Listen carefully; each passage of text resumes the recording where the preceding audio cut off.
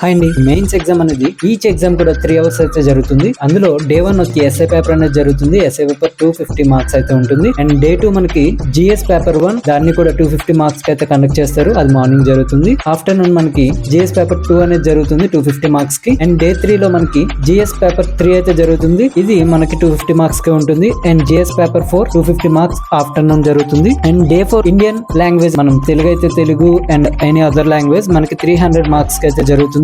Afternoon మనకి English అయితే compulsory paper ఉంటుంది. అది 300 మార్క్స్ కి అయితే జరుగుతుంది. అయితే మీరు ఈ రెండింటి కోసం వరి అవ్వాల్సిన పని లేదు. జస్ట్ 30% మనకు మార్క్స్ వస్తే కనుక సరిపోతుంది. 30% మీన్స్ 90 మార్క్స్. డే 5 వచ్చి ఆప్షనల్ పేపర్ 1 250 మార్క్స్ కి అయితే జరుగుతుంది. ఆఫ్టర్నూన్ ఆప్షనల్ పేపర్ 2 250 మార్క్స్ కి అయితే జరుగుతుంది. టోటల్ మనకి 5 పేపర్స్ అండ్ ఈ 2 పేపర్స్ కలిపి 1750 మార్క్స్ కి అయితే కండక్ట్ చేస్తారు. అండ్ ప్లస్ 275 మార్క్స్ చేసి మనకి ఇంటర్వ్యూ అనేది కండక్ట్ చేస్తారు. టోటల్ మనకి 2025 మార్క్స్ అనేవి మెయిన్స్ ఎగ్జామ్ లో మెరిట్ గా కన్సిడర్ చేస్తారు.